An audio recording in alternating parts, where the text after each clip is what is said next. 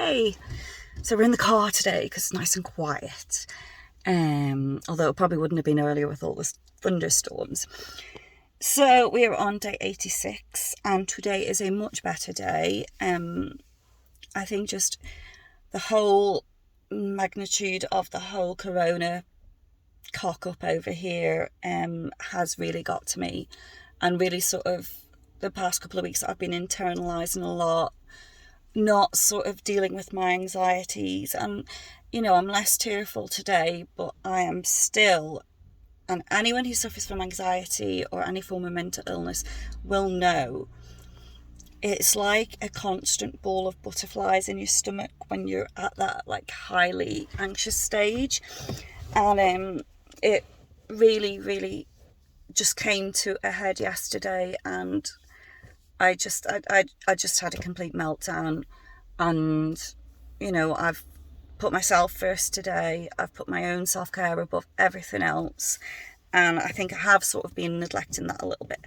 And I haven't been doing my relaxation meditation at night before bed, and I think that's had a massive impact as well on how I just completely crumbled yesterday. I want to say thank you to everyone for your amazing messages of support and good wishes, and the advice I've been given as well. Living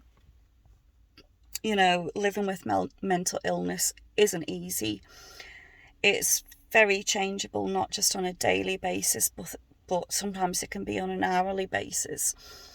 And it's all too easy, which is, I think, what I've fallen prey to the past couple of weeks.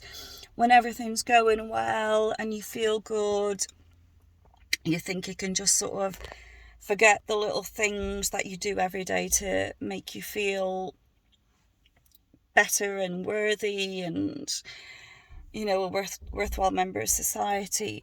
Those little things that I have been doing continuously for the past couple of, I'd say since January, I have, because I was feeling okay, I have been neglecting those little things. So it's just all pretty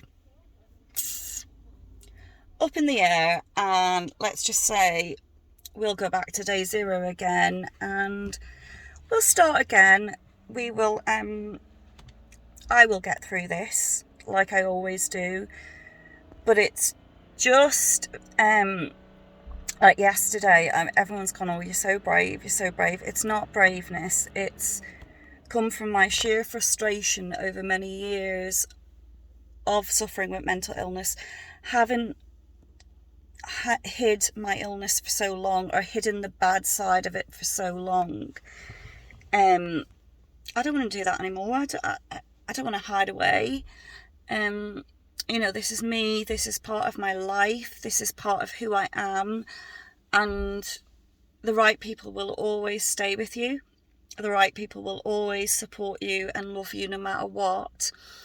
And sometimes I just get a little bit caught up in people pleasing, which I shouldn't do, but it's part of human nature, and I do lose sight of myself sometimes. I do lose sight of myself, and thankfully I've got some amazing friends and family who, when I do, and if they spot the signs, or if I tell them I'm spotting the signs, they know exactly what to do when it comes to getting me back to how I should be, or how I am when I'm happy. So I'm still not 100%, and I won't be for a long while yet, I would think. I'm still really anxious about COVID. Patrick's now down with it again, as well as Ian, and it's worrying. It's like anything, it's worrying, because the illness is real. And my concerns now are obviously because Patrick had the problems with his chest and that when he was younger, so it's just added a new layer of worry to it now for me. And obviously he's not been vaccinated, so it is a little bit of a worry, but I'm sure he's a fit and healthy young individual. We all eat quite healthy, our diet is quite good, so hopefully he will have enough in his reserve tank to be able to get through it with minimal long-term effects or none. That would be my ideal thing. But I just want to talk about yesterday. I've had so many comments saying, oh, you were so brave, or you've inspired me. It's not about braveness. It's, for me, posting that video yesterday was all about being real and, you know, to make a difference with regards to how mental illness is viewed. We do need to share those moments. We do need to share those vulnerable moments and let other people know that, you know, hey, you're not alone.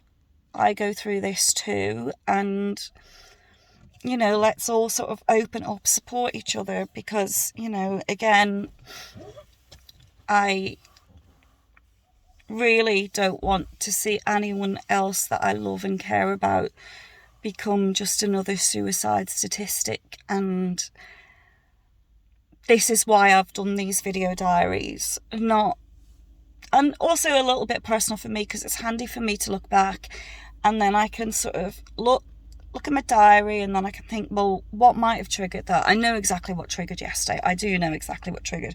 And it's the fact that I have not been looking after myself properly. I've not been putting myself first. I haven't been doing my relaxation meditation at night, which has obviously had a massive impact on me. But, you know, things seem a lot brighter yesterday. Yesterday it was the end of the world, and I know if there's anybody watching this video that has a similar personality disorder or bipolar or anything like that, I know you're going to resonate with the fact that when you're having a shit and horrid day, you can't help but imagine the worst outcome possible, and everything just seems to go wrong or do things, you know, have a negative impact. And, you know, I should have spotted these signs. I mean, again, 2 weeks ago, I was ignoring the signs that led to that panic attack in public. And again, I have been ignoring the signs because I thought, well, I'm all right. I've been feeling all right. You know, I'm just up and down. And I haven't been doing the things I need to do daily. So today has been a little slower paced for me, and just until I get myself back to full strength. I'm just waiting for Chloe to come out of the shops, and I am so proud of the Manx public because the amount of people wearing masks, I'm just amazed. So that's just a little tidbit in there as well. But yeah, and the storms in Port Erin have been a nice little the storms in the Isle of Man have been a nice little distraction today. But yeah, so that's it really. I know I seem a little bit disjointed, and I'm still, like, even though I slept well last night, I'm still sort of trying to recover that I may have, the sleep I haven't been having. So it's like catching up.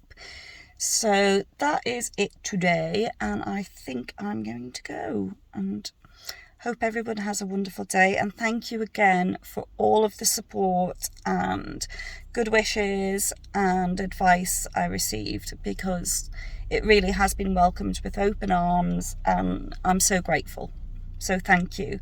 And as always, I'll pop the link for the sponsorship for I Listen, which is helping to guide our young people through the minefield that can be puberty and school and dealing with mental illness at an early age. So yeah, right, I'm gonna go. So have a fab day, everyone. Bye.